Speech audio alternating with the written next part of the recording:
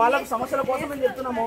కనీసం అసలు లైట్ ఉంటే ఫ్యాన్ లేదు, ఫ్యాన్ అంటే లైట్ లేదు, చాలా ఇబ్బందులు ఉన్నాయి కదా. మీకు కూడా తెలుసు ఆ విషయం, మీకు కూడా తెలుసు. మీరు బయటకు వచ్చి బంద్ చేయలేరు కదా, గవర్నమెంట్ ఎంప్లాయీ దాదాపు సంవత్సరాలు గడుస్తున్నాయి మేడం. మరి ఇక్కడ కనీసం ఒక పర్మనెంట్ ఎంఈఓ లేదు ఇక్కడ, సంవత్సరాలు గడుస్తున్నాయి కదా. ఎవరు చెప్పాలి? మీరు వచ్చి స్కూల్లో ఉంటారు, అని మీకు ఒకటే చెప్తున్నాను మేడం. సంవత్సరాలు గడుస్తున్న విద్యా సంస్థలలో మౌలిక సదుపాయాలు లేక చాలా ఇబ్బంది అవుతుంది, బడ్జెట్ కేటాయించలేదు.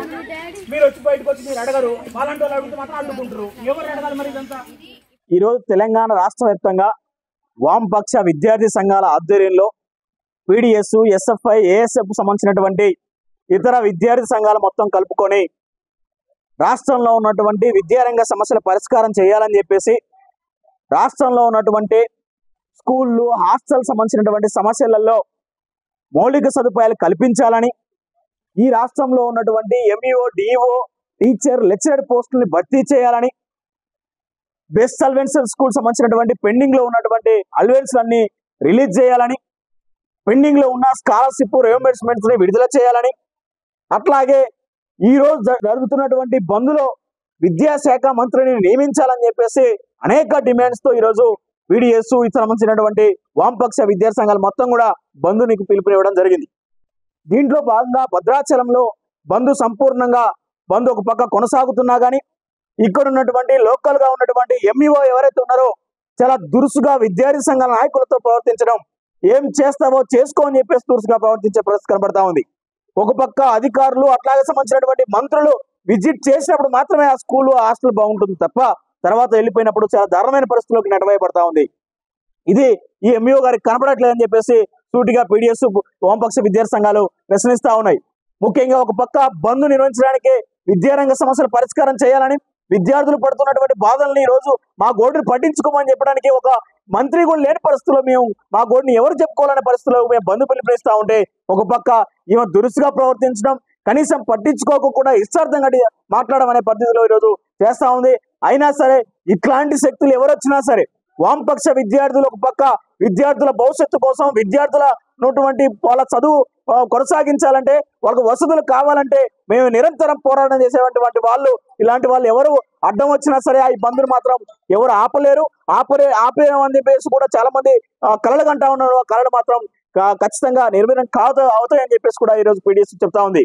కాబట్టి ఈ రోజు జరిగేటువంటి తెలంగాణ రాష్ట్రంలో జరిగేటువంటి మొత్తం విద్యారంగ సంబంధించినటువంటి సమస్యలలో, దాంతో పాటు ప్రైవేట్ విద్యా సంస్థలలో తీసుకున్న ఫీజుల దోపిడీ, ప్రైవేట్ సంబంధించినటువంటి పాఠశాలలో చెప్తున్నటువంటి టీచర్స్ కి అరాకొర జీతాలు ఇస్తా ఉన్న పరిస్థితి, పనిభారం పెంచుతా ఉన్నారు. అట్లాగే హాస్టల్ సంబంధించిన దాంట్లో కూడా సరైన సౌకర్యాలు లేక అనేక ఇబ్బందులు పడతా ఉన్నారు. అనేక డిమాండ్స్ తో ఈరోజు అన్ని కూడా వామపక్ష విద్యార్థి సంఘాలకు సంబంధించిన దాంట్లో బంధు పిలుపునిచ్చాయి. భద్రాద్రి కొత్తగూడెం జిల్లా మొత్తం కూడా, భద్రాచలం మొత్తం కూడా సంపూర్ణంగా బంధు నిర్వహించుకోవడం జరిగింది. దీంతో పాటు ఎంఈఓ గారు చేసినటువంటి దుష్ప్రచారం ఏదైతుందో, విద్యార్థి సంఘాల మీద దురుసుగా ప్రవర్తించిన దాని మీద రేపు కూడా స్థానికంగా బంధు నిర్వహించడానికి కూడా విద్యార్థి సంఘాలు మొత్తం కూడా ఐక్యంగా పోరాటం చేస్తాయి. కాబట్టి ఖబర్దార్ అధికారులారా, మీరు ఎవరైనా సరే ప్రభుత్వానికి మీరు సపోర్ట్ చేస్తే, మీ పిల్లలు ఇక్కడ చదువుకోవట్లేదు ప్రభుత్వ సంబంధించినటువంటి స్కూళ్ళల్లో, మీ పిల్లల్ని ప్రైవేట్ విద్యా సంస్థలు చదివిస్తా ఉన్నారు. కాబట్టి ఆ బాధ, కష్టం మాకు తెలుస్తుంది. కాబట్టి ఇది గుర్తుంచుకోవాల్సినంత అవసరం ఉంది. కాబట్టి ఇదే ప్రవర్తన చేస్తే మాత్రం రానున్న రోజులలో ఖచ్చితంగా బుద్ధి చెప్పాల్సినంత అవసరం ఉంటుంది. రాష్ట్ర ప్రభుత్వం దీనికి ఖచ్చితంగా స్పందించాల్సినంత అవసరం ఉంది. రాష్ట్ర ప్రభుత్వం ఇదే కొనసాగితే రాష్ట్రంలో ఉన్నటువంటి హాస్టల్, స్కూళ్ళు, కాలేజీ, యూనివర్సిటీలు మొత్తాన్ని ఐక్యం చేసి ఖచ్చితంగా ఈ రాష్ట్రంలో ఉన్నటువంటి సమస్యల మొత్తాన్ని కూడా తీసుకురావడం జరుగుతుంది. నిన్ను కూడా బీఆర్ఎస్ గవర్నమెంట్ ఎట్లా గద్దెదించామో ఇన్ని కూడా అదే గద్దెదించి పంపించాల్సిన అవసరం ఉంటుంది. కాబట్టి రేవంత్ రెడ్డి ఖచ్చితంగా నువ్వు గుర్తుంచుకోవాలి. స్థానిక అధికారులు కూడా ఖచ్చితంగా వెంటనే జీవోలు పాస్ చేయాలి, సమస్యల పరిష్కారం చేయాలి. సర్వేలు చేసి సంబంధించిన విద్యారంగ సమస్యల పరిష్కారం చేయకపోతే రానున్న రోజు ఉద్యమాన్ని ఉధృతం చేస్తామని చెప్పేసి మేము హెచ్చరిస్తా ఉన్నాం. ఈ రోజు వామపక్ష విద్యార్థి సంఘాల ఆధ్వర్యంలో తెలంగాణ రాష్ట్రంలో ఉన్నటువంటి విద్యారంగ సమస్యలు పరిష్కరించాలని, అలాగే భద్రాద్రి కొత్తగూడెం జిల్లా భద్రాచలం ఉన్నటువంటి ప్రభుత్వ మరియు ప్రైవేటు కళాశాలలు, పాఠశాలలు బంద్ నిర్వహించడం జరుగుతూ ఉంది. ఇందులో భాగంగా వామపక్ష విద్యార్థి సంఘాలు, ఎస్ఎఫ్ఐ, పీడిఎస్, ఏఎస్ఎఫ్ విద్యార్థి సంఘాల ఆధ్వర్యంలో ఈ రోజు బంద్ నిర్వహించడం జరుగుతూ ఉంది. ముఖ్యంగా మా డిమాండ్స్ ఏంటంటే, తెలంగాణ రాష్ట్రంలో కాంగ్రెస్ ప్రభుత్వం వచ్చేసి 18 నెలలు కావస్తా ఉంది. ఇంతవరకు కనీసం ఒక విద్యాశాఖ మంత్రిని కూడా నియమించినటువంటి పరిస్థితి కనబడతా ఉంది.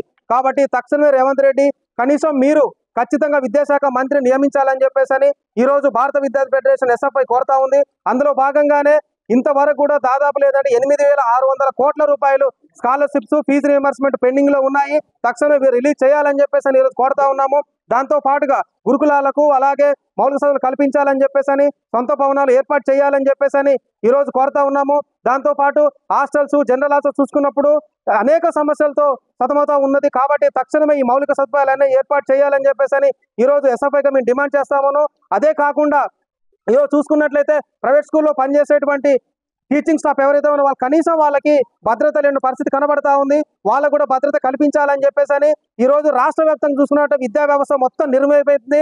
గతంలో బీఆర్ఎస్ ప్రభుత్వం ఉన్నప్పుడు కూడా విద్యా వ్యవస్థ నిర్వహించేస్తే నిరుద్యోగులు యువకులు ఈ రోజు విద్యార్థులు కలిసి ఆ ప్రభుత్వాన్ని తుంగలో తగిన పరిస్థితి కనబడతా ఉంది. కాబట్టి ఈ రోజు కూడా 18 ఏళ్ళు దాటిపోయినప్పటికీ కూడా కాంగ్రెస్ ప్రభుత్వం ఇంతవరకు కూడా విద్యాశాఖ మంత్రి నియమించలేదు. తక్షణమే మంత్రి నియమించాలని ఈ రోజు ఒక రాష్ట్రం బాగుపడాలంటే కూడా ఖచ్చితంగా విద్యా వ్యవస్థని గాడిలో పెట్టాల్సిన అవసరం ఉంది. కాబట్టి ఈ రోజు విద్యాశాఖ మంత్రి నియమించాలి. దాంతో పాటు ఎక్కడ పడితే అక్కడ ఫుడ్ పాయిజన్ కనబడతా ఉంది. మౌలిక వసతులు కల్పించాలని చెప్పేసి ఈ రోజు మెనూ మాత్రం ఇచ్చారు. కనీసం దాని ఇంప్లిమెంటేషన్ దశలో మాత్రం కనబడతలేదు. ఎక్కడ కూడా మెనూ బోర్డులు మాత్రం పరిమితంగా ఉన్నాయి. కాబట్టి కనీసం ఎక్కడ కూడా మెనూ ప్రకారంగా హాస్టల్స్ కానీ గురుకులాలు కానీ ఎక్కడ కూడా ఆశ్రమ స్కూల్ కానీ మెనూ పాటించడం లేదు. కాబట్టి తక్షణమే అన్ని విధాల సమస్యలు పరిష్కరించాలని చెప్పేసి భారత విద్యార్థి ఫెడరేషన్ కోరుతా ఉంది. కాబట్టి ఈ డిమాండ్ల పైన ఈ రోజు తెలంగాణ రాష్ట్ర వ్యాప్తంగా మొత్తం విద్యా సంస్థలు బంద్ చేయడం జరుగుతూ ఉంది. కాబట్టి భవిష్యత్తులోనైనా సరే ఇప్పుడు ఉన్నటువంటి పరిస్థితుల్లో కూడా ఖచ్చితంగా మీరు ఇవన్నీ డిమాండ్లు దృష్టిలో తీసుకొని ఖచ్చితంగా ఈ బంద్ జయప్రదం చేయాలని చెప్పేసి విద్యార్థి లోకానికి డిమాండ్ చేస్తా ఉన్నాం. హాస్టల్లో ఉన్న సమస్యలు ఉన్నాయి, స్కూల్లో సమస్యలు ఉన్నాయి. మీరు ఎంఈఓ ఇన్ఛార్జ్ పర్మనెంట్ ఎంఈఓ మీరు కాదు కదా, మీరు ఎంప్లాయీ, మీరు ఎంఈఓ పర్మనెంట్ ఎంఈఓ కావాలని చెప్పి బంద్ చేస్తాం మేడం. మీరు పోలీసులు చేయండి, ఎవరికైనా చేయండి, మీ పిల్లలకి మేము బయట లోన పంపించాము, మీరు చేసుకోండి. మీరు అదే చెప్తున్నారు కదా స్కూల్లో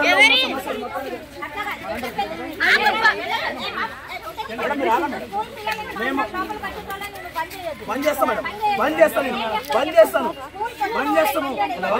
గేట్ దగ్గరనే బంద్ చేస్తాం. మీ ప్రిన్సిపల్ కూడా రాలే, మేము గేట్ దగ్గరనే బంద్ చేస్తున్నాము. మేము బంద్ చేస్తాము మేము. ఏం చెప్పండి మీరు మేడం, మీరు ఒక్క దగ్గరే ప్రతిసారి ఇదే రిపీట్ అవుతుంది. పోయినసారి కూడా అదే చేశారు, గతంలో అదే చేశారు. హాస్టల్లో మేము ఒకటే చెప్తున్నాం మేడం, స్కూళ్ళల్లో సమస్యలు ఉన్నాయి. సమస్యలు ఇవ్వండిరా. అవునండి, మీ ఒక్క రాష్ట్రంలో మీరు ఒక్క స్కూల్ పాల్గొనలేదు కదా, అదే మరి జిల్లా మొత్తం బంద్ అయింది కదా. పెట్టమని చెప్తాను మీకు, అప్పుడు ఆ పుట్టలు పెట్టండి. ఖచ్చితంగా మీరు పెడతాం మేడం. మీరు అట్లా మీరు ప్రతిసారి ఇదే చేస్తున్నారు మేడం.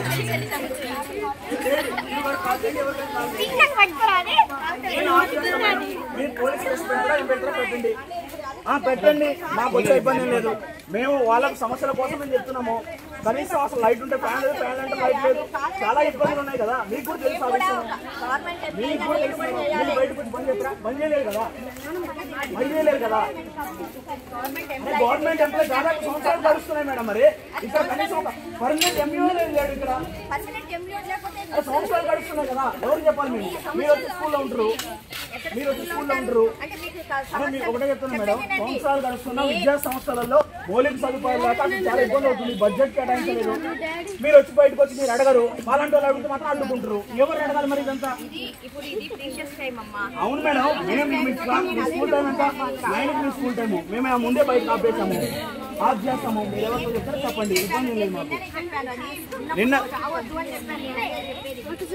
లేదు మేడం, మీరు డియూ గారు ఇచ్చినా ఇవ్వకపోయినా ప్రతిసారి కూడా ఇదే పద్ధతిలో చేస్తున్నారు. అన్ని స్కూల్స్ బంద్ చేస్తున్నారు.